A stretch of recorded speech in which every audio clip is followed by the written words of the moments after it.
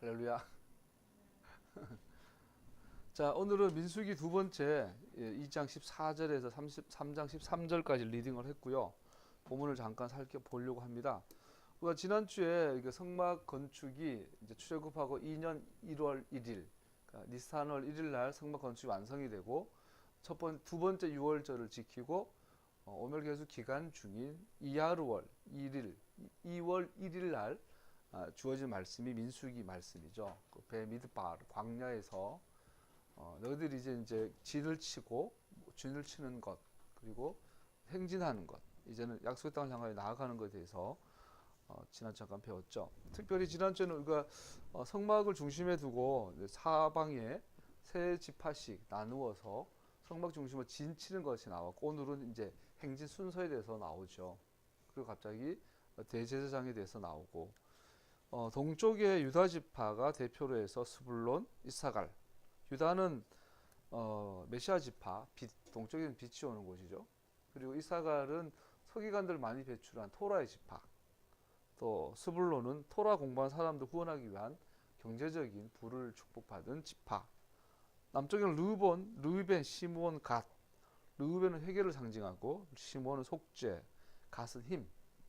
서쪽에는 에브라임, 므낫세, 베냐민을 상징하는데 역시 힘, 그리고 서쪽으로부터 거친 날을 힘, 역정을 이겨내는 서쪽의 이야기들. 또 북쪽에 있는 지파 단이 중심인 아셀, 납달리. 단을 통해서 우상 숭배가 들어오긴 하지만 또 동시에 아셀은 축복, 납달리도 특별한 축복을 명한 지파. 이 네 가지 지파가 있어요.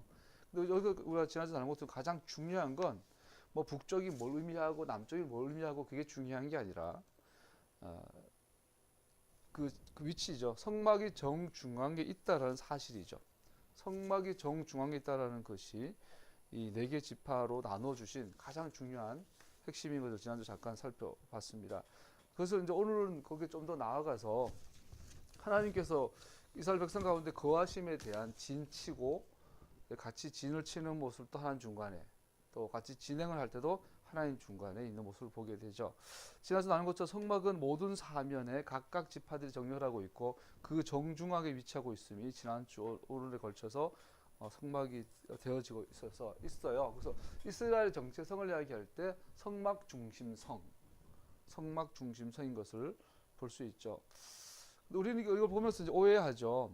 보통 옛날에 왕이 진행을 하면 우리가 그 화성에 가면은 정조가 이렇게 화성 행궁하실 때 그 그림들이 있잖아요.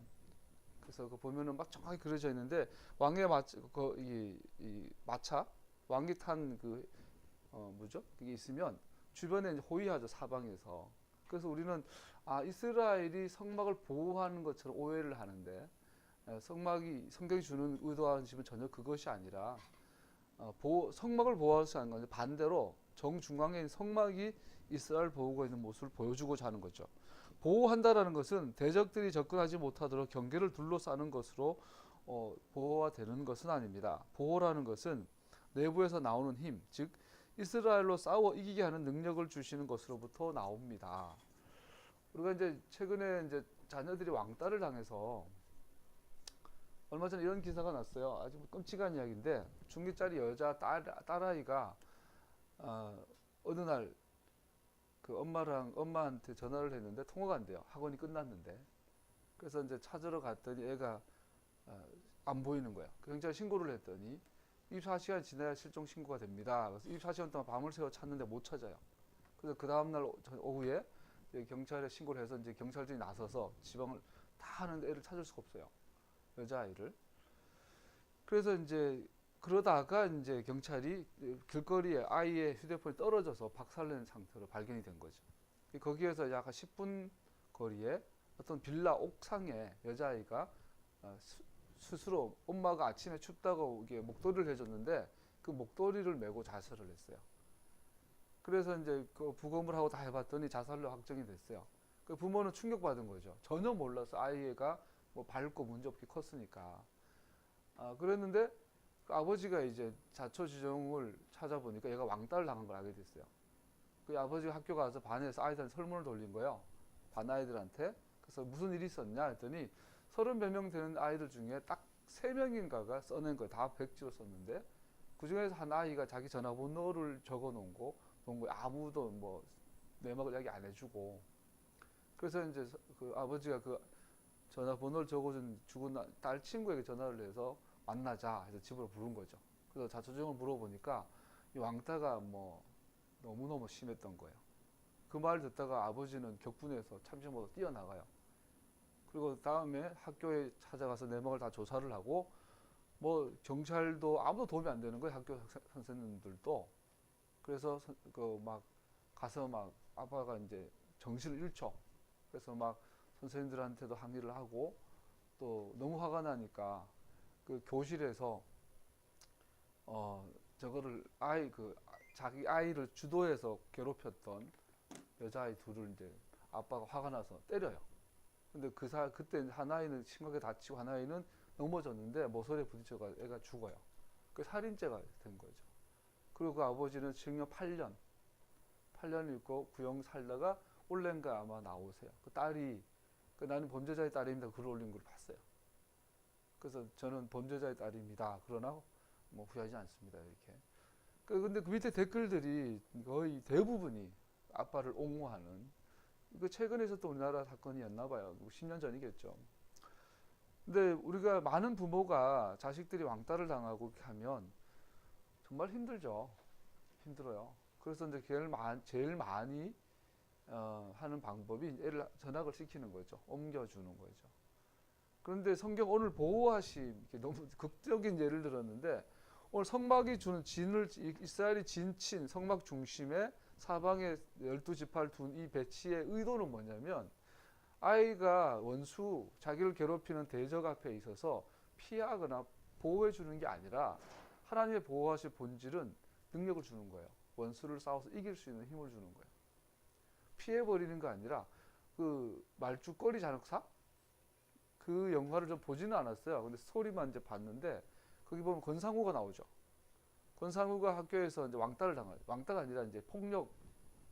제 고등학교 시절이 그랬어요. 제 고등학교 시절이 그 뭐 학교 입학 딱 하니까 우리 그 규율 부장 와가지고 이렇게 하죠. 책상 위에 쥐 그래요. 그러면 책상 밑에 우리 다 엎드려요. 그러면 그 선도 부장이 그냥 한 5명을 불러내가 그 자리에서 막 개패듯이 패요. 고3 형들이 와서, 고2 형들이. 그 선생님들이 보고 적당히 해라 웃으면서 지나가요. 우리 학교 그랬어요. 제가 다니던 고등학교가 완전 말죽거리 잔혹사였어요. 권상우가 처음에는 맞고 다니다가 나중에는 이제 피하고 싶은 거죠. 오늘 내가 이제 유치한 예를 드는데, 그래도 안 되니까 권상우가 화가 나니까 어떻게 해요? 이제 이소정 그 흉내를 내가지고 권투, 태권도 막 격투기 이거 쌍절봉 훈련을 하죠. 그 나중에는 옥상에 그 일진을 불러내가지고 이제 싸워서 이기죠. 유치한 예를 들지만 권상우 케이스가 하나님의 보호하심이에요. 이스라엘이 대적하고 싸울 때 대적에게서 품어줘서 보호해 주시는 것이 아니라 대적하고 싸워서 이길 힘을 주시는 거예요. 이거를 의도한 진 구성이 오늘 말한 성막을 정중앙에 주고 이스라엘을 배치한 거예요. 그래서 하나님께서 가다 보면 아말렉도 나오고 여러 가지 대적들이 나타날 때마다 뭐라고 명하시냐면 싸워라 그래요. 그래서 출애굽기 19장에 보면 하나님께 이스라엘 애굽에서 거쳐서 광야를 지나 벳미드바르, 민수기죠. 광야를 지나 약속 땅으로 인도할 때 그걸 어떻게 시적으로 은유적으로 표현을 했냐면 어미 독수리가 새끼를 품듯이 그러죠. 그래서 어미 독수리는 새끼를 크게 쌓을 때 막 다른 맹수들이 나타나면은 이게 안고 보호해 주는 것이 아니라 높은 데 올라가서 떨어뜨려요. 그래가지고 나는 방법, 싸우는 방법을 가르쳐가지고 누가 덤비면은 싸워서 이기도록 해준 것이죠. 이게 하나님의 보호하심이에요. 피하고 숨고 도망가는 것은 하나님의 보호하심이 아닌 거죠. 성막의 진의 형태는 정확하게 공격이 가장 강력한 수비다. 이거 형태예요. 유치하게 표현한다면 성막의 진의 형태를 보고 나서 이 진의 진친 순서를 따라 행진하여라. 오늘 본문에 나오죠. 이것은 뭐요? 정복하고 다스려라. 하나님은 이 방법을 오늘날 우리에게도 쓰세요. 오늘날 세상에 교회를 너무 많이 공격해요. 박성진 중소기업청 그 장관 후보가 창조론 때문에 공격을 받죠. 그랬더니 일각에서는 그 신앙의 문제니까 건들지 말자. 그랬더니 이번엔 뉴라이트 역사관에 대해서 비판을 하니까 뭐 할 말이 없어지는 거지. 자, 교회는 이제 세상은 교회 이름만 나오면 싫어해요. 자초한 거죠, 우리가. 그럼 오늘날 교회는 그들 배후에 있는 악한 영들, 이 마귀랑 싸울 때 어떻게 해야 돼요? 이겨야 돼요. 그것이 하나님의 보호하심이에요. 우리가 싸워서 이기려고 할 때 하나님께서는 어떻게 힘을 주시는 거죠. 강하고 담대하라. 강하고 담대하라. 그래서 여호수아 이 민수기의 여정, 물론 오늘 읽었 이 배경 이 청자들은 다 죽죠. 여호수아와 갈렙 빼고. 그렇다면은 오늘 본문 들어가기 전에 민수기 1장에서 모세가 두 번째 유월절 지킨 직후에 성막이 건축됐다 한 달 뒤에 이제 출발하자. 뭐죠? 이제는 싸우러 가자 이거예요. 그런데 놀랍게도 40년 뒤에 이 싸우러 가자 했을 때 다 죽어요. 중간에 실패하죠. 그래서 딱 두 명이 살아남죠. 여호수아와 갈렙. 그래서 여호수아와 갈렙이 어떻게 실제로 이 나아가서 그 약속의 땅을 정복하죠. 가는 곳마다 싸워서 이기죠. 싸워서 이기는 만큼 이스라엘 땅이 되죠. 뭐 옆으로 빠져보면 그럴 때 여호수아 군대가 다 정복하지 못하죠. 그때 마지막까지 이스라엘에게 저항해 정복되지 않는 땅이 있는데 여부수족이 살았던 예루살렘이에요. 이건 사사기 400여 년 동안도 정복이 안 돼요. 그래서 이스라엘의 이 역사의 정복 역사에 있어서 열등감, 자격지심, 너는 해도 안 돼. 니들은 무슨 짓을 해도 예루살렘은 이길 수 없어. 예루살렘을 그 살고 있는 여부수족은 니들이 못 이겨. 이것이 이제 이스라엘 열등감이죠. 근데 그거를 단칼에 정복하는 사람이 나타나요. 다윗 왕이에요. 그래서 다윗이 예루살렘 여부수족을 멸하고 예루살렘을 취하고 시온산이라고 명하죠. 거기 다윗의 아들 솔로몬이 성전을 짓죠. 거기에다가 그 이후로 그 산 예루살렘 성전산이 되고 하나님의 도성이 세워지고 하나님의 이름으로 일컬음 받는 하나님의 산이 된 것이죠. 자, 이 민수기 나가자, 싸우자, 정복하자. 아담에게 주신 명령이에요. 번성하라, 정복하라, 다스려라. 딱 여호수아와 갈렙을 통해서 모세의 오경이 토라가 이제는 예루살렘 향해 전진해 나아가는 첫 번째 명령. 그러면서 하나님의 보호하심이란 뭐라고요? 대적들이 접근하지 못하도록 보호하는 것이 아니라 내부에서 하나님이 우리 안에 머물러 계셔서 우리 안에 거하셔서 이스라엘로 싸워 이기게 하는 능력을 주시는 것. 이것이 하나님의 보호하심입니다. 이스라엘이 자신의 하나님을 향한 믿음을 지키는 한, 그리고 자신의 생존을 위해 하나님께 집중하는 한 이스라엘은 승리할 것입니다. 여러분 이거 어려워요. 우리가 존 버전의 천력정이라는 책을 보면 어떤 단계에 가면은 사자가 내가 이 길을 지나가야 되는데 그 앞에 사자 두 마리가 있어요. 아마 이런 경험이 있을걸요. 저도 어릴 때는 개를 다 풀어서 키웠잖아요. 우리 엄마가 돌아가신 어머니가 형서봐 어디 가서 그 뭐 갖다 드리고 와라 가요. 근데 그 집에는 개가 있어요. 똥개죠. 근데 어릴 때 내 허벅지까지 오죠 개가. 근데 내가 그냥 개를 무시하고 그냥 지나가면 개는 나한테 그냥 꼬리치고 말 건데 가기 전부터 겁먹은 거야. 근데 개가 그 시골의 마당 입구에 떨어가지고 꼬리 앉고 있는 거예요. 이게 묵지도 않고 시골이니까. 나는 그 대문을 지나가야 아줌마 우리 엄마 갖다 드리래요. 갖다 드릴 수 있는데 과업을 완성할 수 있는데 이게 이제 너무 무서운 거죠. 지금도 통과하지 못했던 지나가지를 못해. 그거 머뭇거리고 있으면 지나가던 어른이나 이제 아저씨들 보고 왜 그러냐 저 개 때문에 그러면 이제 그렇게 봤던 기억들이 아직도 나요. 자, 존 버전도 그래. 이 길을 지나가야 되는데 그 앞에 이 사자가 있어요. 겁이 나가 머뭇거리는데 정신 차리고 자세히 봤더니 사자가 목줄이 걸려 있어요. 쇠사슬로 그러는데 내가 그냥 담대하게만 지나가면 얘는 나를 털끝 하나 못 건드려요. 근데 문제는 겁먹어서 우리가 사지가 굳어버리는. 왜요? 그러니까 마치 지인의 형태를 보세요. 내 뒤에서 원수들이 막 으르렁거리고 칼로 내 목을 치려고 그러고 뒤에서 찌르려고 그러고 이런 급박한 상황인데 하나님 뭐라 그래요? 나를 봐. 원수를 봐야 되는데 하나님께서 뒤돌아서 나를 봐. 네 안에 있는 나를 보라는 거죠. 이것은 믿음의 요구하심이죠. 우리에게 주시는 거, 너네들 어떻게 살 거야? 이 험한 세상 어떻게 승리할 거야? 나를 보라는 거죠. 이것을 믿음이라 그래요.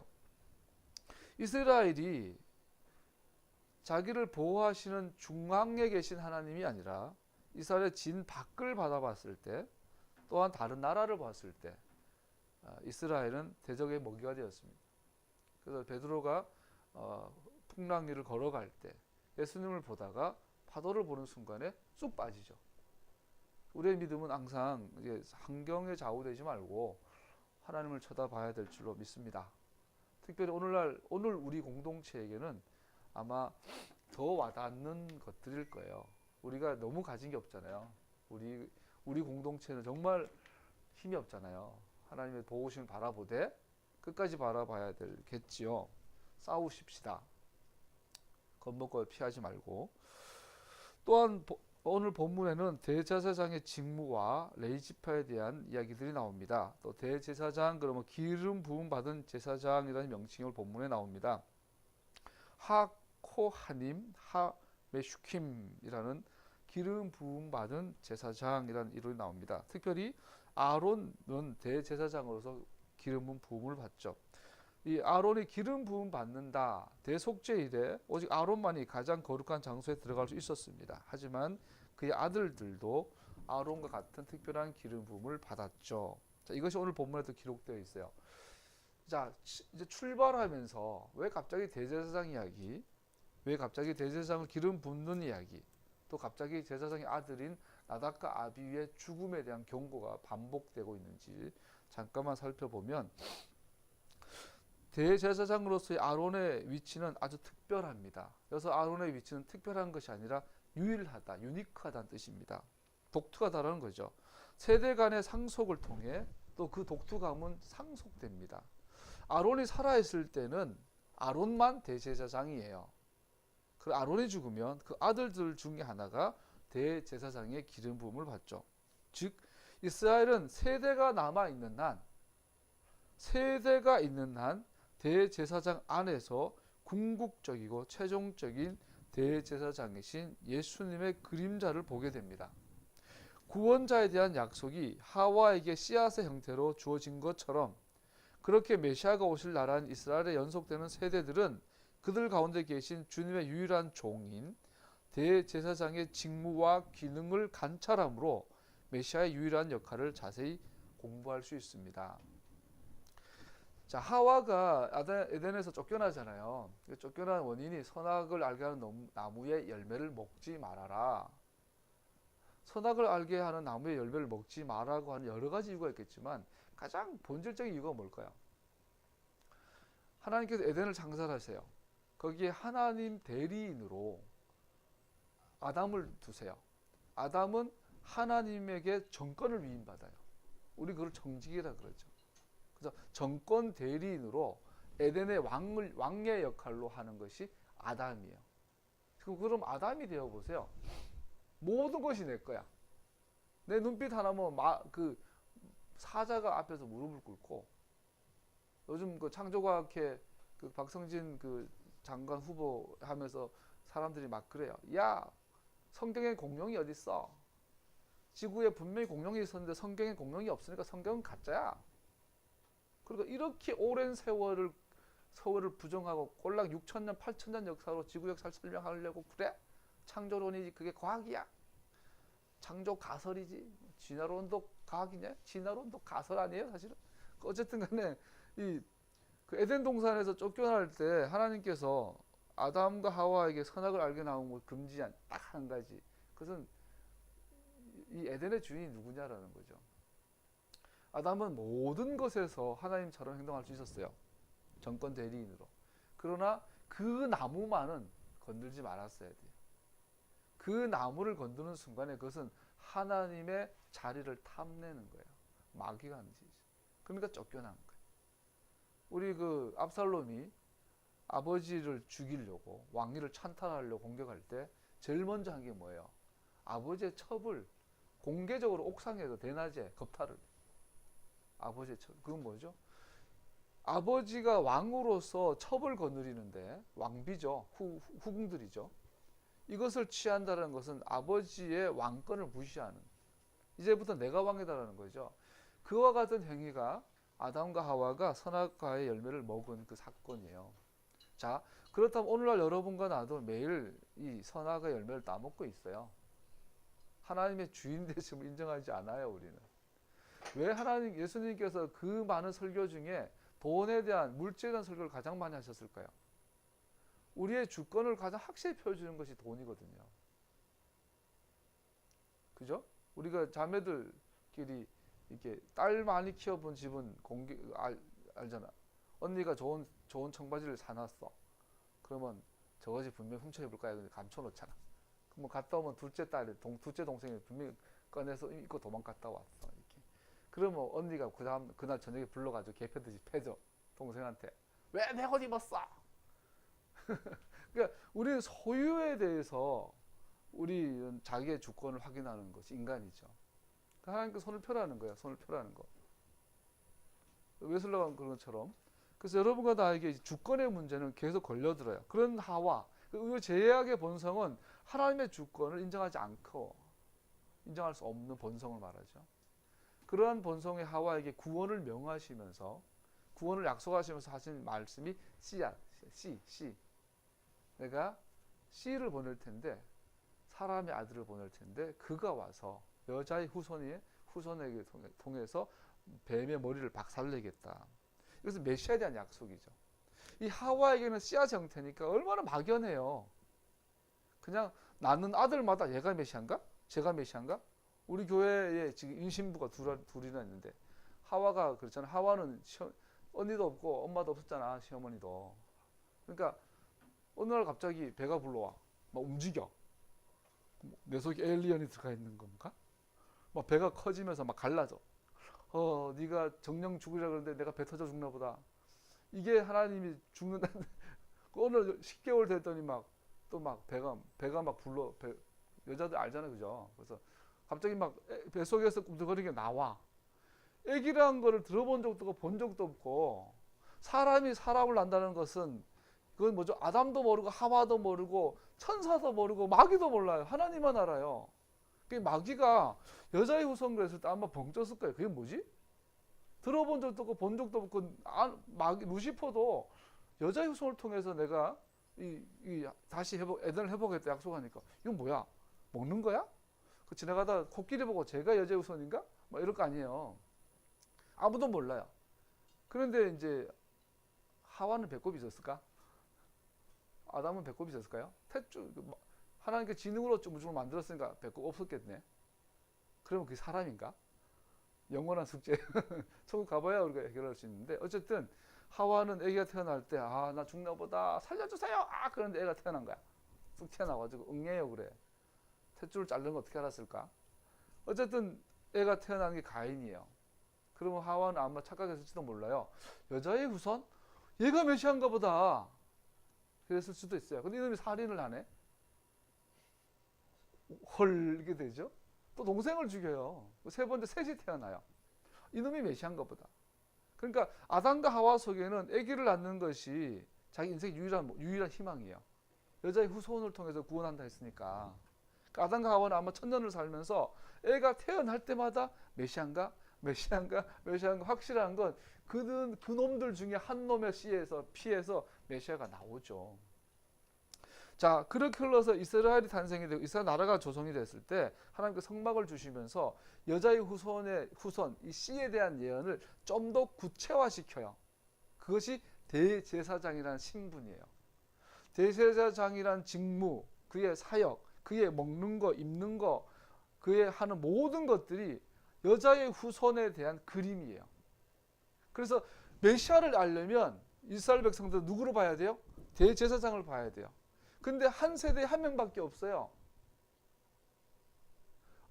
그 대제사장이 죽어야 그 다음 아들이 대제사장이 되면서 얘가 또 이어받아서 메시아의 모습을 보여주는 역할을 하는 거죠. 그래서 이스라엘 속에 뭐가 있어요?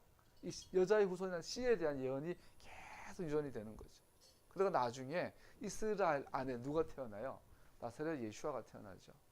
그 예수와 안에서 완성이 되는 거죠. 할렐루야. 이 그림을 보여주고 있는 거예요. 그래서 이 기름 부은 제사장이란 말은 전형적으로 메시아에 대한 유사성을 보여주는 표현이에요. 그래서 기름 부음 받은 자, 기름 부음 받은 제사장 이런 말은 장차 오실 메시아에 대한 그림이에요.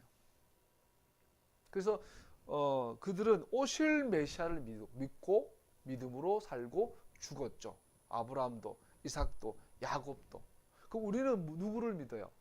오신 메시아를 믿고, 아브라함은 오실 메시아를 듣고 믿고 구원받았어요. 우리는 오신 메시아를 듣고 믿고 구원받는 거예요. 그래서 아브라함도 믿음으로 구원받고 우리도 믿음으로 구원받죠. 이 모든 구원의 총론을 축약해서 보여주는 것이 대제사장이에요. 그렇기 때문에 이 대제사장의 사역은 반드시 하나님과 일치해야 돼요. 하나님이 규정한 규례와 일치하게 행동을 해야 이 대제사장은 정확하게 메시아를 보여줘요. 그런데 이 대제사장이 불을 드리는데 귀찮아. 내가 아무 불이나 내가 원하는 방식으로 제사장 사역을 해버리면 어떻게 돼요? 죽어요. 그게 나답과 아비후로 주는 경고예요. 왜? 대제사장은 하나님이 죄인을 구원하시는, 죄를 속해 주시는 속죄 사역에 대한 유니크한 길을 보여주는 거기 때문이죠. 할렐루야. 그러면 반대로 사탄의 계략은 뭘까요? 항상 아버지께 나아가는 유일한 길이신 예수님의 유일하시고 절대적인 역할을 손상시키고 믿을 수 없도록 하는 거죠. 즉 구원론에 대해서 도전하는 거예요. 뭐 예수만 메시아인가? 이렇게 나가는 거죠. 그러면 우리는 예수님은 메시아입니다 하죠. 근데 이 구원론, 구원자, 구원주와 동일시 공격받는 것이 창조에 대한 이야기예요.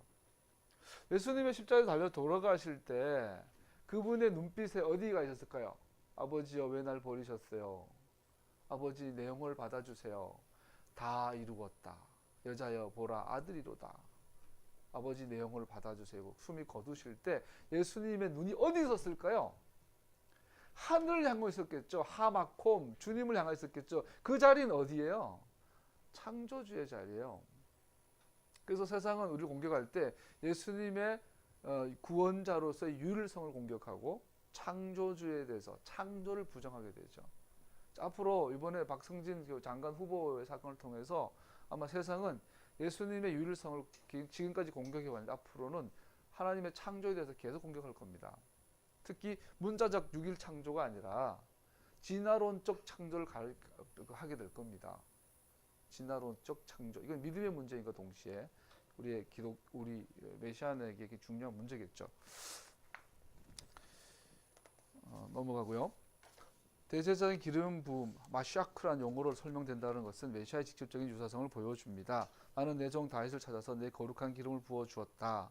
또 이 대제사장의 모습 중에 기름 부음 받은 자라고 했을 때 이 기름 붓는 방식을 가지고 우리는 또한 예수님을 찾게 돼요. 굉장히 중요한 그 교훈을 얻게 되는데 그게 뭐냐면 시편 133편에 이렇게 돼 있어요. 같이 한번 찾아보고 읽어볼까요? 시편 133편 1절에서 3절 말씀.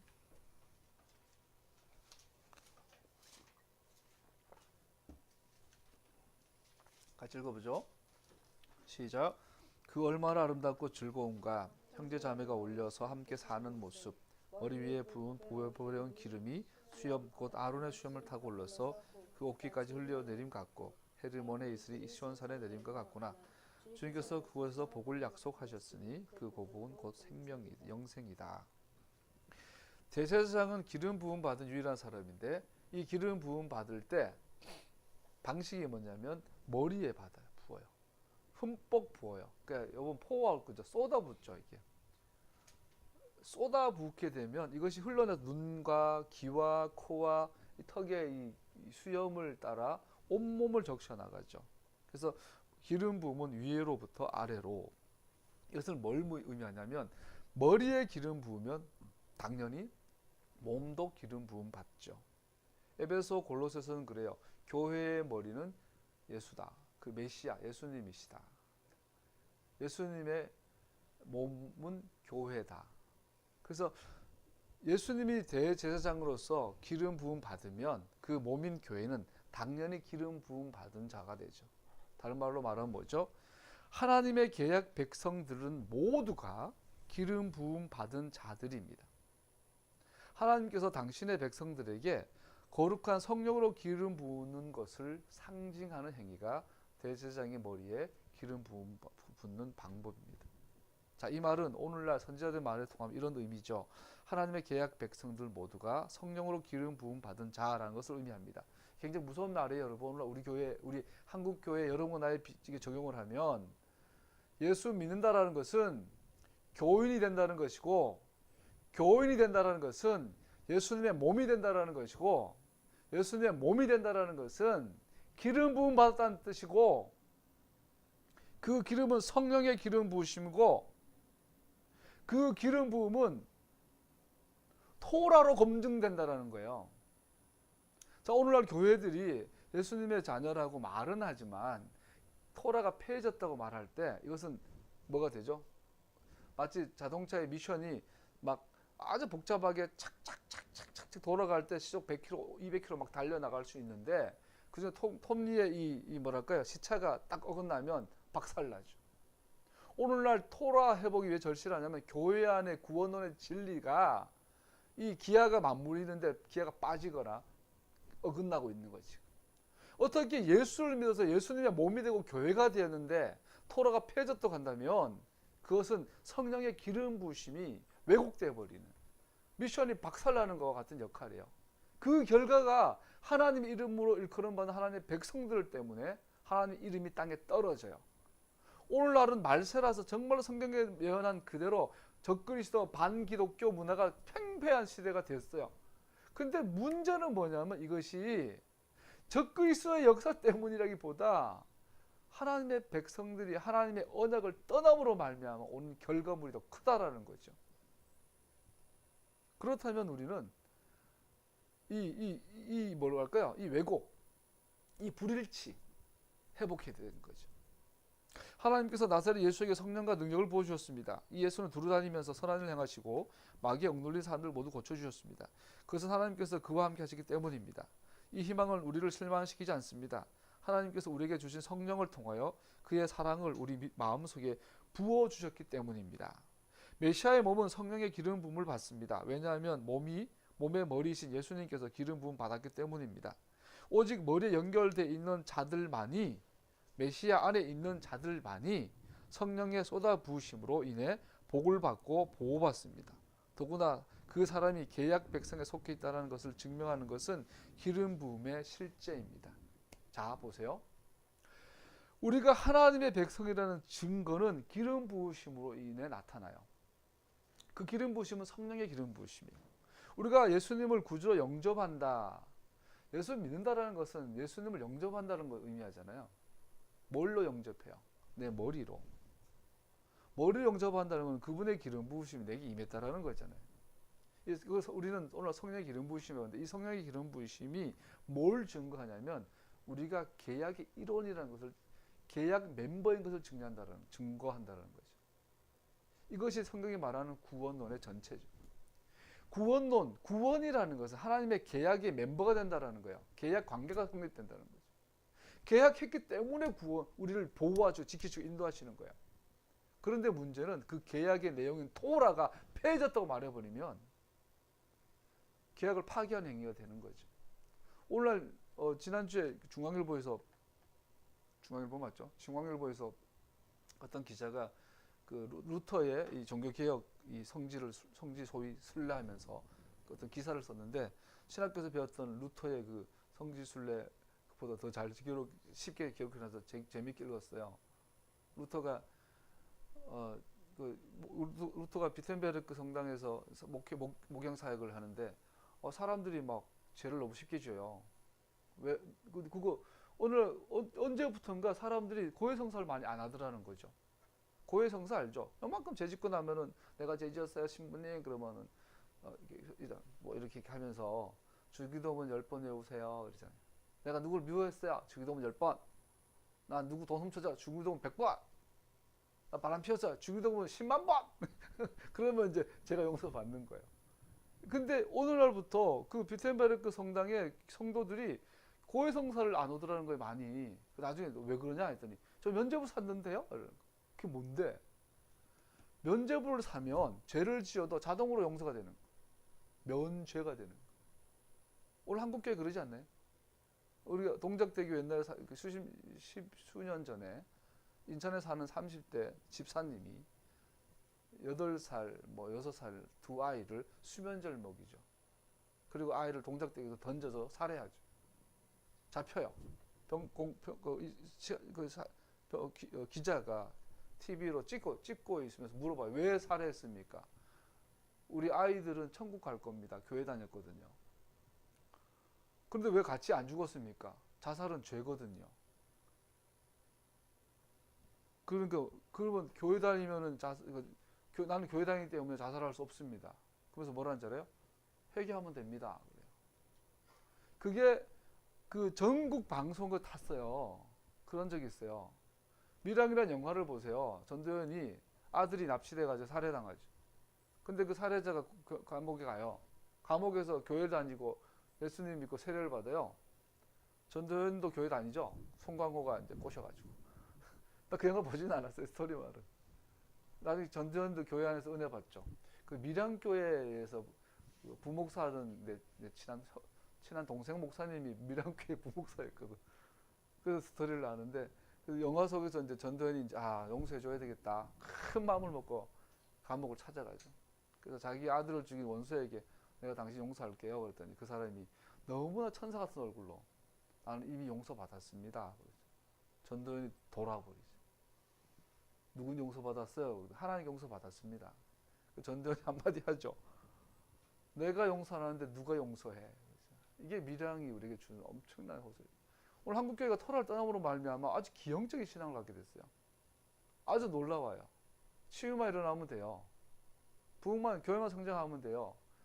설교 듣고 감동만 받으면 돼. 구원 받았다라는 거예요. 토라를 떠났는데, 토라를 패했는데, 토라는 패졌다고 믿는데 어떻게 구원이 가능하죠? 어떻게 하나님의 백성이 이스라엘 회복이 가능하죠?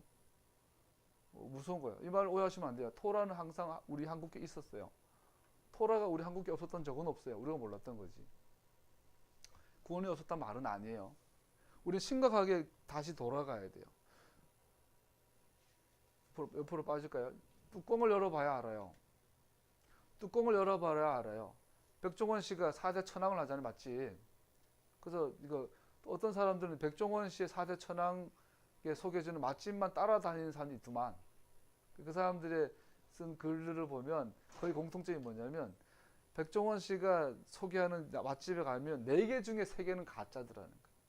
이거는 장사 이렇게 돈 벌려고 그냥 방송 탄 거고 한 집 정도가 먹을만 하더라. 전혀 맛집이 안 돼. 방송에는 대단하다고 갔는데 직접 가서 뚜껑을 열어보면 진짜 맛있는 집은 별로 없더라는 거죠. 한국교회가 130년이 됐어요. 세계에서 가장 큰 오순절 교회, 뭐 장로교회, 감리교회가 서울 시내에 다 있어요. 수십만 교회들이. 그래서 한국교회는 부흥했다, 하나님 함께 하신다. 세상에서 선교사 단기간에 가장 많이 파송하고 단기간에 성경 가장 많이 찍어내는 교회가 됐다. 헌금도 많이 한다. 할렐루야 막 그래요. 여의도에 100만 명 모이고. 한국교회는 하나님이 사랑하신다. 특별한 동방의 예루살렘이다 막 그러죠. 근데 뚜껑을 딱 열어봐요. 4.19란 그 친일 파란 뚜껑 딱 열어봐요. 독재라는 뚜껑을 딱 열어봐요. 4.19라는 뚜껑을 딱 열어봐요. 60 만세운동 뚜껑을 딱 60 그 항쟁 딱 열어봐요. 5.18 광주 민주운동 뚜껑을 딱 열어봐요. 최근에 박근혜 국정농단의 촛불혁명 뚜껑을 딱 열어봐요. 민낯이 딱 드러나잖아요. 얼마나 괴물이 되어 있는지. 개인적으로 우리 공동체와 저를 인도하신 하나님, 중학교 때부터 진리 안에 머무게 해달라고 지금까지 진리를 따라왔던 하나님, 목사로 최종적으로 토라를 발견하게 하시고 메시아의 목회를 하게 하신 하나님, 여기서 끝날 줄 알았는데 또 다른 진리가 있더라고요. 그것은 현실이었어요. 현실. 하나님께서 지난 1, 2년 동안 계속해서 국사를 공부해요. 국사. 특별히 근현대사. 특별히 지난 100년의 해방 전후사를 공부하게 하세요. 민주주의 역사를 공부하게 하세요. 이게 진리였던 거에 보니까 나를 토라로 인도하신 것만큼이나 우리나라 근현대사를 공부하시고 이것이 진리 회복이었던 거예요. 개인적으로 그런 역사를 공부하면서 눈이 열려요. 아, 토라를 떠난 민족에게 희망이 없구나. 토라를 떠난 교회는 분별력을 잃구나. 기름 부으심은 와 있는데 몸이 따로 놀아요. 엔진은 돌아가는데 바퀴를 전달해서 미션이 박살나 있는 거야. 지금 앞뒤가 안 맞는 거예요. 한국교회가 여기서 지금 잘못 가 있구나. 촛불혁명이라는 이 뚜껑을 딱 열어보니까 기존 전통 교단들 다 나가 떨어지죠. 심지어 메시아닉 교회들조차도 나가 떨어지죠.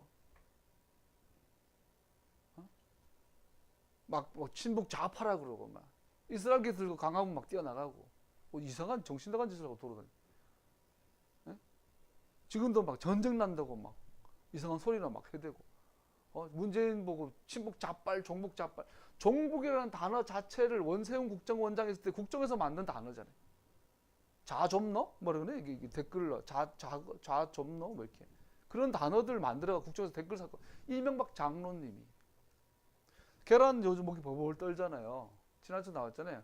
계란 벌벌 떠는데 이 계란 이거 왜 우병우 민정수석이 못하게 막았어요? 아니 대통령 청와대 수석이 왜 계란까지 간섭할까? 그 내막을 보니까 이 계란이 CJ가 로비했다는 정황이 드러나고, CJ에서는 계란 유통기한을 할 때 산란을 기준으로 하지 않고 포장일을 기준으로 해요. 산지에서 계란이 나오면 얘를 여기 8월달, 9월달에 나온 걸 일부러 안 팔고 놔둔대. 그 추석 전에 포장해가지고 포장일을 해가지고 딱 우리가 사 먹는 계란이 CJ가 로비했거든. 기가 막혀요, 기가 막혀. 이런 일들. 우리 이명박 장로님이 가신 거예요. 이명박 장로님이. 개인적으로는 정말 그분들이 만드는 이 종북이라는 이 개념 속에서 뚜껑을 딱 열어보니까 한국교회가 얼마나 분별력을 잃어버린지가 다 뽀록 났죠. 민낯이 드러났죠. 자, 다시 말합니다. 오직 머리에 연결되어 있는 자들, 즉 메시아에 있는 자들은 머리가 받은 기름을 동시에 같이 받은 것입니다. 즉 계약 백성이라는 증거는 성령의 실존입니다. 성령의 실제하심입니다. 할렐루야. 그러면 다 그러죠. 우리 교회는 치유가 일어나요. 우리 교회는 방언을 하고 예언을 하고요. 우리 교회는 막 불신자들이 막 눈물을 회심하고 있어요. 경주에서 목회한 이제 후배 목사랑 전에 한번 만났더니 토라를 전했더니 걔도 이제 받아들이긴 하는데 겁이 나. 그러면서 그 내보고 그래. 형, 지난주 우리 교회 그 새신자 훈련하는데 그 동남아에서 온 그 아주머니가 울면서 세례 받았다. 하나님 함께 하신 거 아니냐? 맞네. 하나님 함께 하신 거 맞네. 그런데 그러죠. 그럼 어쩌라고? 이제부터 어떡할 건데? 웨스트민스터 예배모브로 인도할 거야? 웨스트민스터 신앙모브로 인도할 거야? 대한예수교 장로회 총회 신학으로 인도할 거야? 어디로 인도할 거야, 걔를? 눈물 흘려 회심한 사람 어디로 인도할 거야? 바리새인 아니야? 니도 안 들어가고 남도 못 들어가게 하고 예수님의 이름으로. 현대판 바리새인들 아니야, 니들이? 안 받아들이죠. 토라가 폐해졌다고 하니까 그 토라 한다는 인간들조차도 눈이 가려져가지고 뚜껑 딱 열어보니까 현실이 다 떠나가 있는. 불의를 정의라 그러고 가짜를 진짜라 그러고 어둠을 빛이라 그러고.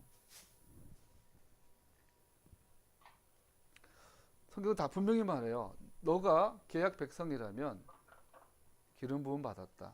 믿는 자들의 삶의 성령의 실체하심은 그들이 계약 멤버십인 것을 증명하는 것이 됩니다.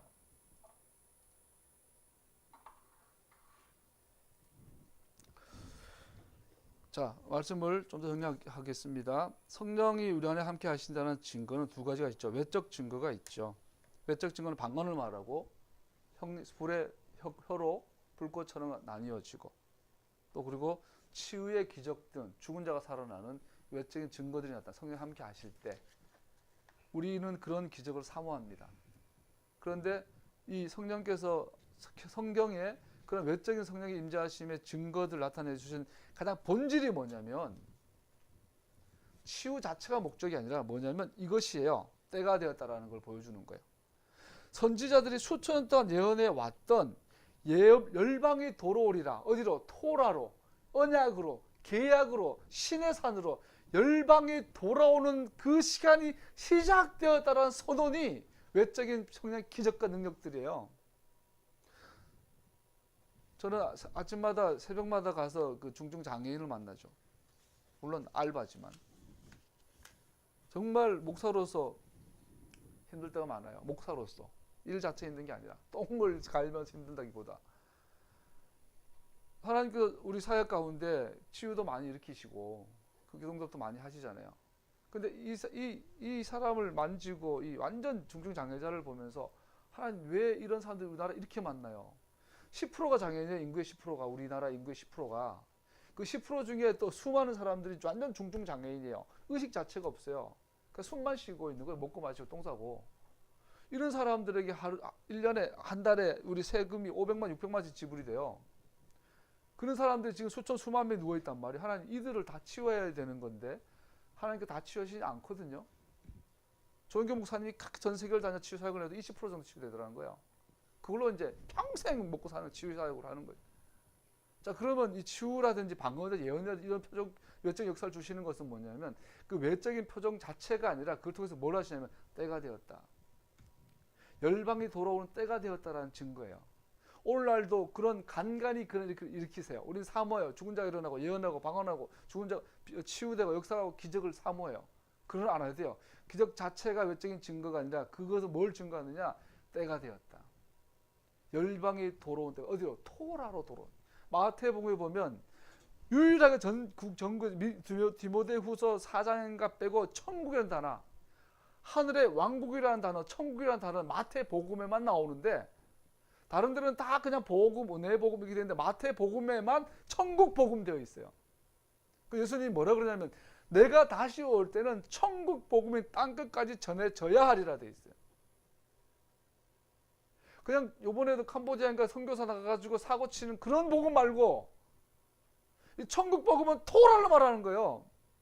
모든 선지자들이 예언했던 그때 토라를 열방으로 토라 투 더 네이션스 모든 열방에 토라가 전해지는 것이 열방이 돌아오는 거예요.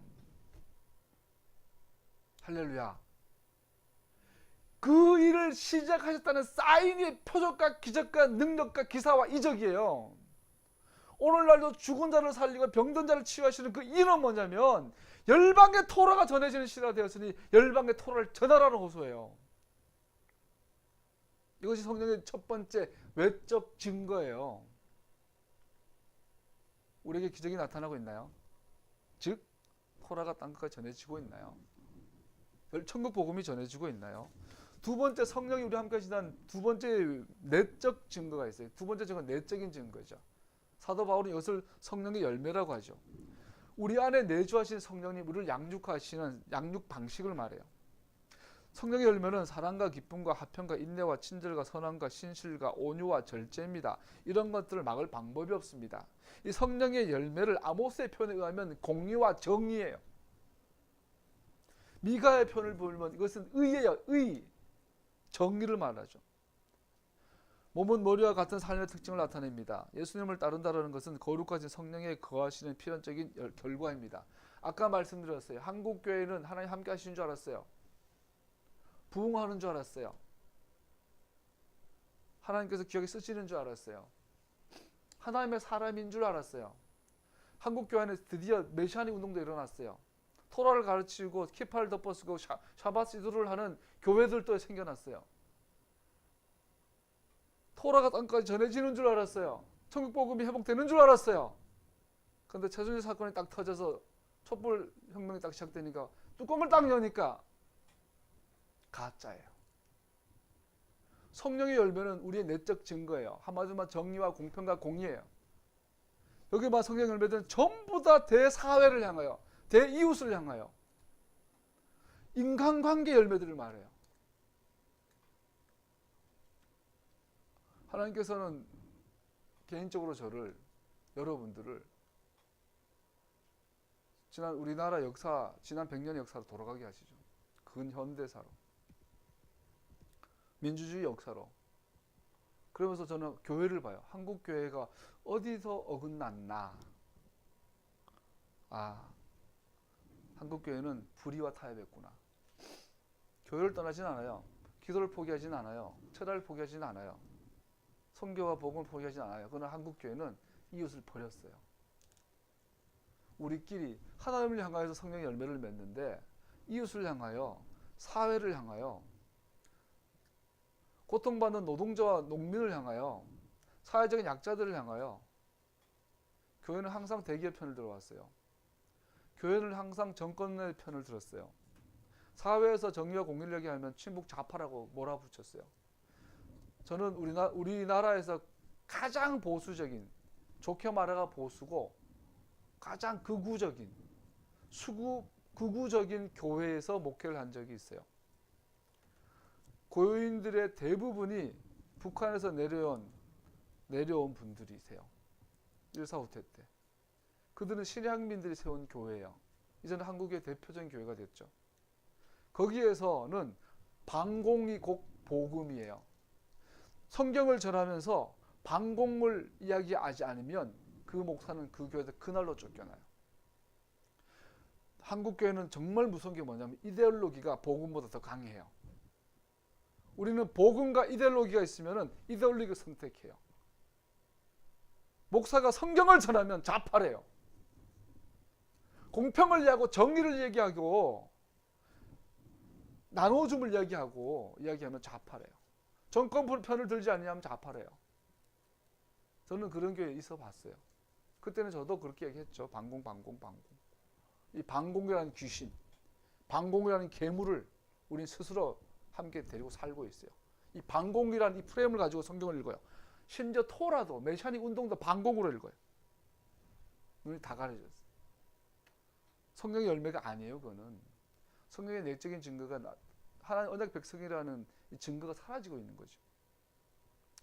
아론의 아들들이 제사장으로 임명받았다는 것을 보여줍니다. 3절에 임명받았다는 말은 밀레이 야담, 손을 가득 채우다, 손을 풍성하게 하다, 즉 권위를 주다라는 거예요. 아론과 그의 아들들은 임명하셨어요. 손을 풍성하게 권위를 주셨어요. 대속죄일날 지성소에 들어갈 수 있는 유일한 권위를 아론과 그 아들에게 주셨어요. 이것은 구원사에게 절대성, 유일성을 말하죠. 아론의 아들 나답과 아비후의 죽음을 다시 언급하는 것은 이 권리를 주신 분과 일치하지 않으면 죽는다라는 경고죠. 그래서 하나님은 오늘 한국교회를 죽이고 계세요. 하나님의 길을 떠났기 때문에. 다시 말하죠. 하나님의 백성이 하나님의 법을 떠나면 즉시로 오는 하나님의 심판이 영적인 분별력이 가려져요. 어둠을 어둠으로 보지 못하고 빛을 빛으로 보지 못해요. 팥을 심으면 팥이 나야 되는데 팥을 심어서 콩이 났는데 팥이라고 배우거든요. 하나님의 백성들이 하나님의 길을 떠나면 가장 먼저 오는 심판이 영적인 분별력이 사라져요. 그러면 분별을 못해요. 하나님의 이름으로 마귀 편을 들어요. 오늘날 한국 교회처럼, 오늘날 메시아닉 교회들처럼 변희재를 말을 들어요. 정미용 말을 들어요. 기가 막히고 코가 막혀요. 성조기를 들고 광화문을 뛰어나가요. 기가 막히고 코가 막혀요. 속죄의 하나의 길을 말하는 것이고 궁극적으로 예수님 안에 시현됨을 말해줍니다. 레위지파 전체에 대한 얘기 나옵니다. 레위지파는 이스라엘의 장자들, 맏아들을 의미합니다. 이스라엘 자체가 맏아들임에 동시에 이 이스라엘 상징하는 레위지파도 이스라엘의 장자들을 상징합니다. 이스라엘도 장자, 이스라엘의 장자들을 상징하는 레위지파도 장자. 성경에서 맏아들, 장자라는 것은 예를 들어서 내가 야곱을 사랑하고 에서를 미워했다. 이 장자의 개념이거든요. 우리가 보기에는 에서가 큰형이니까 에서가 장자지만 하나님께서는 야곱을 장자 삼으셨어요. 에서를 미워했다는 이야기가 아니에요. 그래서 사랑한다는 말은 야곱을 장자로 삼았다는 거죠. 장자라는 말은 석류, 포도, 송이? 우리 포도, 송이 안에 수많은 포도가 달려 있는데 포도 꼭지 하나 딱 들면 전체를 다 든 거잖아요. 장자는 꼭지에 꼭지. 장자는 어떤 순서적인 의미예요. 첫 번째. 그러니까 첫 열매의 의미죠. 장자라는 말은 대표성이에요, 대표성. 레위지파가 이스라엘 장자들을 상징한다는 말은 레위지파는 이스라엘을 상징해요. 이스라엘이 민족들의 장자라는 말은 이스라엘은 모든 계약 백성의 대표성을 상징하는 거예요. 이것을 레위지파에 대한 언급이 나오죠. 모든 이스라엘이 하나님의 방해받지 않는 현존하심 안에 거할 수 있음을 보여주는 그림입니다. 이스라엘은 제사장 나라이기 때문에 하나님의 장자였습니다. 이스라엘은 나라로서 하나님 가까이 가고 하나님과 교제하게 됩니다. 말씀을 마무리하겠습니다. 그리고 하나님께서는 그들 가운데 계십니다. 이것이 민수기가 주는 가장 큰 교훈입니다. 하나님은 그의 백성들 가운데 거하십니다. 이것이 궁극적이고 최종적인 목적입니다. 아브라함과 이삭과 야곱의 하나님은 당신의 백성들 가운데 거하시기를 갈망하는 분이시며 함께 우정을 나누고 함께 교제하기를 원하시는 분이십니다. 당신의 임재하심의 샬롬을 가져다 주시기를 원하시는 분이십니다. 호세 2장에 보면 고대 랍비들이 팔에 테필린을 감을 때 암송하던 구절이 나옵니다.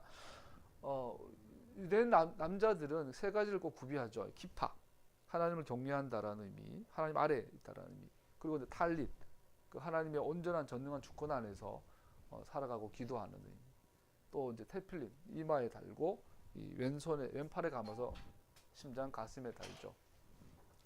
이 왼쪽에 감는 이 테필린은 남자들 보면 여기 이제 고정을 하고 여기 요 규빗이라고 하는 요 사이에 7번 감아요. 7번 감고 손에 고정해서 이 모양새가 좀 이상한데 요 손가락에다가 3번 감아요. 자, 이 모양 보세요. 그때 이제 유대인들이 호세아 9장의 이야기를 읽으면서 이 테필린을 감아요. 그때 읽는 고대 랍비들에 가면 그때 그 구절들이 뭐냐면, 그때 내가 너를 영원히 아내로 맞아들이고 너에게 정의와 공평으로 대하고 너에게 변함없는 사랑과 긍휼을 보여주고 너를 아내로 삼겠다. 내가 너에게 성실한 마음으로 너와 결혼하겠다. 그러면 너는 나 주를 바로 알 것이다. I will betroth you. 내가 너를 내 아내로 삼겠단 말 3번 반복해요. 호세아 9장에서. 그러면서 테필린을 감아요. 마지막 감을 때 이 호세아를 암송을 하고 마지막에 요 손가락 이렇게 하면 이상하니까 요 손가락에다가 감아요. 이것은 결혼 반지를 상징한다 그러죠. 그래서 전 세계에서 결혼할 때 반지 끼워주는 이 전통은 유대인들에게서 나오죠. 유대인들에게서. 그거 이게 면사포 쓰는 거라. 이거 정확하게 성경적이죠. 성경에서 테필린 감을 때 결혼 반지, 하나님과 이스라엘은 결혼 관계라는 것. 또 이 면사포는 후파, 시내산의 흰 구름 아래에 있었던 그 구름을 상징하죠. 그래서 유대인들은 항상 하얀 후파 아래에서만 결혼을 하도록 명해져 있죠. 이것이 테필린에 담겨 있어요. 자, 이 그림을 뭘 말해주냐면, 이스라엘 하나님의 계약 백성, 기름 부음 받은 백성, 하나님의 장자 이스라엘의 정체성을 가장 최종적으로 가장 궁극적인 그 이스라엘 정체성이 뭐냐면 하나님의 신부라는 거죠. 결혼한 상이라는 거죠. 오늘 사도들의 성서 요한복음 6장 26절 51절에 보면 이렇게 나와 있어요. 나를 보내신 아버지께서 이끌어 주지 아니하면 아무도 내게 올 수 없다. 나는 그 사람들을 마지막 날에 살릴 것이다. 이 호세아서의 결혼의 비유를 예수님은 조금 변경을 해요. 어떻게 변경을 하냐면, 여기 세 분의 등장인물이 나오는데 신랑이 나오고 아버지가 나오고 신부가 나와요. 예수님은 신랑이 되시고 그를 믿는 자들은 신부가 되고 아버지는 결혼을 주선하는 중매자가 돼요. 신부가 신랑을 알아보고 사랑하도록 이끄시는 분으로 아버지를 묘사하죠. 신부는 아버지께서 아들에게 주시는 선물로 묘사됩니다. 아버지께서 내게 주시는 사람은 다 내게로 올 것이요 또 내게로 오는 사람은 내가 물리치지 않을 것이다. 이 예수님이 결혼을 설명할 때 신랑이신 예수님, 신부이신 이스라엘, 또 신부를 신랑에게 선물로 주시는 아버지, 이것이 호세아가 말한 최종 계약 관계를 말하는데, 이스라엘이 진의 그 최종적인 목적을 말하는 건데, 예수님의 마지막 기도, 제사장적 기도에서 이렇게 표현하죠. 예수께서 이 말씀을 마치시고 눈을 들어 하늘으로 보시고 말씀하셨다. 아버지, 때가 왔습니다. 아버지 아들을 영광되게 하셔서 아들이 아버지 영광을 돌리게 하여 주십시오. 아버지께서 아들에게 모든 사람을 다스리는 권세를 주셨습니다. 그러면서 나는 그들을 위하여 빕니다. 나는 세상을 위하여 비는 것이 아니고 아버지께서 내게 주신 사람들을 위하여 빕니다. 그들은 모두 아버지의 사람들입니다. 그래서 아버지께서 신부를 준비해서 이 신부를 아들에게 소개를 해주죠. 이것이 하나님의 나라에 대한 가장 궁극적인 모습이 돼요. 이것이 하나님께서 우리 가운데 거하기 원하시는 모습이 되죠. 이 위대한 결혼에서 아버지는 그의 아들을 위해 신부를 선택하시고 신부는 아들과 영원한 약혼을 하게 됩니다. 이것을 사도 바울은 에베소 5장에서 남편 된 이 여러분 아내 사랑하기를 그리스도께서 교회를 사랑하셔서 교회를 위하여 자신을 내주신 같이 하십시오. 이 비밀은 큽니다. 나는 그리스도와 교회를 두고 이 말을 합니다. 이 하나님 나라에 대한 이 궁극적인 모습이 이 땅에서 실현되어지는 것이 가정이죠. 교회가 아니에요. 가정이죠, 가정. 오해하시면 안 돼요. 그래서 모든 절기는 가정에서 거룩한 성회로 모이고 되어 있죠. 그래서 토라와 절기를 통해서 이 땅에서 이스라엘이 회복되어진 모습을 보게 됩니다. 오늘 말씀을 마무리하겠습니다. 98번째 파라샤 민수기 2장의 이 내용들을 통하여 여러분과 내 삶에 하나님과 함께 머물고 함께 진행하여 땅을 정복하는 역사들을 이루시길 예수님의 축복합니다. 기도하겠습니다.